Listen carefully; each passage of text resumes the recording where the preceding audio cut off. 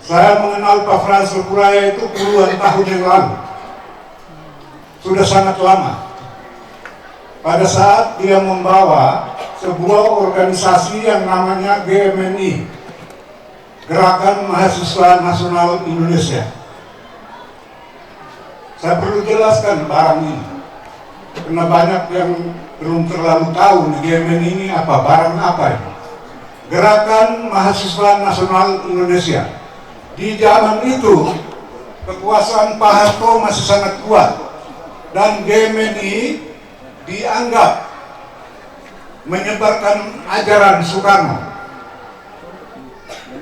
Ini banyak alumni GMNI yang ada di sini, termasuk Pak Andre Hugo Parera.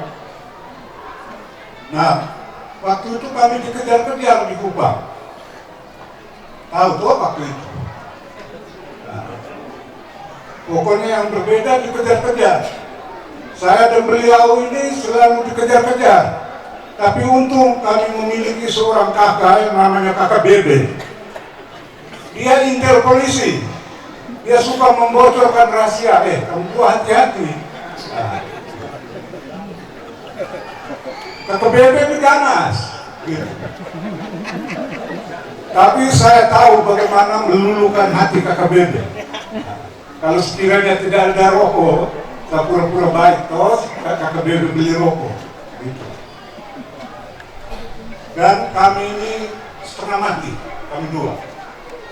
Pada saat dia menjadi ketua GMNI, dia tidak mau selain Nico Frans yang menjadi sekretaris. Ya saya dulu pikir-pikir, ya biar sudah, kita dua mau mati-mati. Mau mati-mati. Kita dikejar-kejar, dicap komunis, karena menyebarkan ajaran Soekarno. Dianggap PKI. Ini saya terlalu banyak ya, panjang. Singkat-singkat saja. Bapak Uskup, jadi waktu itu kami dianggap PKI. Tidak apa-apa. Setelah itu kami dua dengan konstelasi politik nasional berubah. Kami dua masuk PDI Pro Mega. Orang bilang kami PKI juga. Tidak apa-apa. Tetapi PDI Pro Mega itu kemudian berkembang menjadi PDI Perjuangan dan sekarang menjadi partai penguasa. Sekarang orang tidak ngomong PKI lah, masih juga tapi sedikit-sedikit. Saya susah, saya tinggal di Watawona ini hampir 2 tahun. Setelah ada proyek Gasmara, jadi dari GMNI kami dua membentuk satu yayasan namanya Gasmara, LSM. Sama, dia ketua, saya sekretaris dulu juga kan. Pikirannya begini, kita di GMNI ini kan idealis. Mau bantu rakyat sekian, mau ini, mau itu. Tetapi wadahnya apa? Ya wadahnya LSM. Sudah kami ke luar banyak sekali, desa di NTT ini menjadi desa dampingan Gasmara. Kami cari dana di Jakarta, jalan kaki di kedutaan New Zealand, sampai kami dua capek. Kami beli roti dan es yang di plastik itu, karena sudah lapar dan sudah haus. Sebelah pegang es, sebelah pegang roti, makan di bawah jembatan Cikini. Saya masih ingat dengan sangat baik. Saya bilang, teman, kita dua ini kenapa ya bikin susah diri sih? Dia bilang, tahu ini, jangan putus asa. Saya bilang, baik, teman yang optimis. Tapi itulah beliau, sangat optimis dan sangat percaya diri. Dari LSM kami masuk partai, tahun 99 kami jadi orang semua. Saya anggota DPRD Kota Kupang, beliau anggota DPRD Provinsi. Langsung elit. Ya, dari tidak ada potongan, dikejar-kejar oleh aparat, di nama apa? Waktu itu Pak, sekarang tidak lagi. Tiba-tiba 99 kami dua jadi. Tahun 2000 saya maju menjadi wakil wali kota, dia dukung saya mati punya. Nah, kalah satu suara.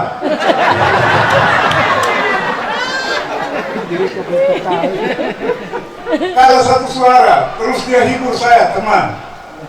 Di politik tidak ada bola mati, yang ada bola out. Nanti kita lempar, kita main ulang. Saya bilang, teman, betanya ada hancur, teman omong enak. Ini sudah bayang-bayang mau jadi wakil wali kota, baru tidak jadi begini, teman omong enak saja. Nah. Sudah, kemudian beliau bertarung menjadi wakil gubernur, berpasangan dengan Pak Pitalo. Saya kalah satu suara di kota, Pak Fras dengan Pak Pitalo menang satu suara di provinsi. Sudahlah, saya anggap ya sudahlah, saya sebagai Yohanes Pembaptis saja menunjukkan bahwa teman yang jadi, ya apa-apa. Sudah jalan terus di banyak sekali pejabat sini, Pak, ada Pak Andre Kore, macam-macam, saya tidak sebut ya. Dan marah saya tidak sebut. Yang lain-lain. Saya kenal Pak Andre Kore saja, karena sahabat baik saya. Terus dia bilang, teman, kita mau maju di provinsi. Setelah Pak Pitalo, dia bilang maju nomor 1. Saya bilang, uang dari mana? Terus kami pergi di suatu tempat di rumah teman. Kami duduk omong tinggi. Nanti kalau kita sudah gubernur itu begini. Nah. Oh, itu teman punya istri keluar dari rumah. Dia bilang, berangkat.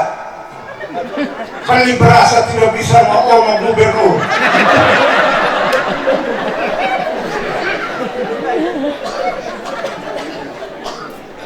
Jadi kami juga berangkat pula di jalan-jalan kaki di Kupang. Susah waktu itu, sudah malam, demo tidak ada, kami dua jalan kaki. Teman, kita tidak boleh menyerah. Saya bilang betul.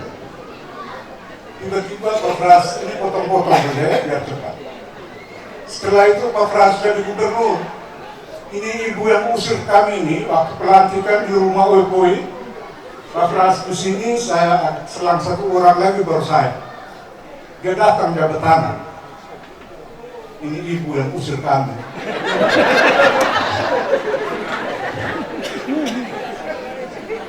Namanya Ibu Anis Wet. Saudara kita dari Rote, tahu tuh? Nah. Dia pas jabat tangan di Pak Fras, bilang, Ani, lo ini dulu usir kita. Nah, sekarang kelas gubernur tuh. Dia bilang betul ya, orang punya garis tangan. Makanya lu jangan usir-usir kita. Nah. Sedih.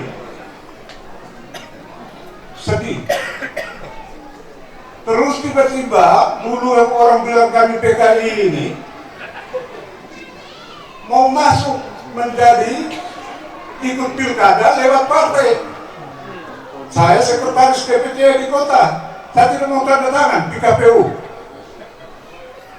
Pak Fras bujuk saya begini, teman, kita harus memaafkan orang, begini. Dia buka satu rumah makan, kan dia sudah gubernur tuh. Jadi rumah makan aman sudah, agak mewah, cuma satu rumah makan. Nah, teman sini dulu begini. Saya tidak perlu sebut nama ya, kalau sebut nama langsung Pak Andre Kore tahu. Terus datanglah itu orang yang mau pakai di pintu PD Perjuangan. Ngomong, saya bilang, teman, saya tidak tantang. Teman mau pecat saya, pecat sekarang. Dia ketua DPD waktu itu. DPD Perjuangan, saya DPD. Saya bilang, teman mau pecat saya sekarang. Saya tidak tantang. Kenapa? Sebelum ini orang ini yang dulu bilang kita PKI. Bilang kita 2 orang gila. Sekarang dia mau pakai partainya orang gila. Jadi saya tanya, yang gila itu kami atau Pak? Saya tidak tantang. Tapi kalau teman saya sudah bujuk, noe juga. Akhirnya tantang. Jadi kalau saya cerita ini nanti lama sekali. Karena kami dua berteman itu puluhan tahun. Sampai dengan hari terakhir, saya tidak bayangkan dia mau sakit. Dia WA saya tanggal 4 Desember. Dia bilang, teman, nanti kita ketemu di Kupang. Terus saya balas WA-nya, tidak terbaca itu WA. Saya kaget, ini ada apa ya? Kemudian saya telepon suatu saudari, Ibu Lucia. Saya bilang, kenapa? Pak Fran, masa kakak tidak tahu atau teman tersakit. Itulah komunikasi kami dua terakhir. Dia datang dari Bali, sudah menjadi jenazah. Mengerikan. Tapi tidak apa-apa, Pak Andre, kita berjuang.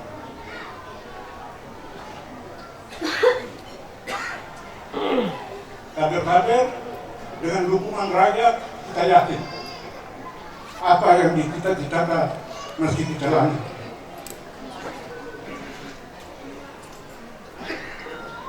Waktu beliau gubernur hari kedua, dia panggil saya jam 8 pagi ke kantor gubernur di ruang kerjanya. Dia bilang begini, duduk sandar di kursi gubernur itu, dia anggap itu hebat sekali itu kursi. Baru dia bilang begini, teman, kita segubernur. Saya jawab dia begini, Pak Andre. Saya bilang, yang gubernur teman, bukan kita. Kalau sudah bilang kita gubernur, kacau sudah dari republik kecil yang kecil. Teman saja yang gubernur, saya tidak. Dan saya sampaikan di teman hari ini, saya bisa datang ke ruangan teman. Hanya ada 3 soal. 1 urusan GMNI, yang kedua urusan PD Perjuangan, dan yang ketiga kalau saya terdesak.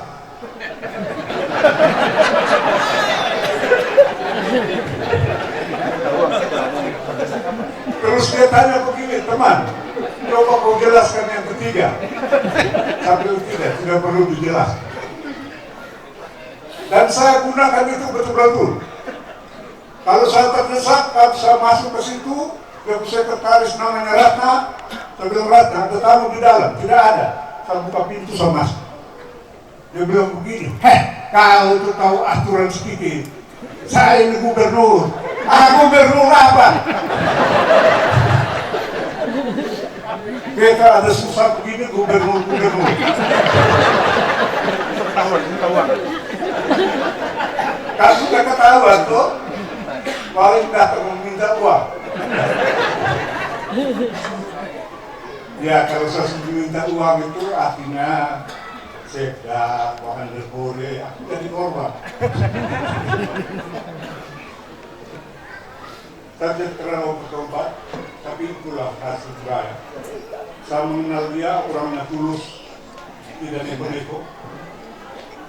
Dia panggil saya sekali waktu, dia bilang, teman, kenapa orang di desa itu miskin? Saya bilang ada satu sebab saja, karena uang sedikit beredar di desa.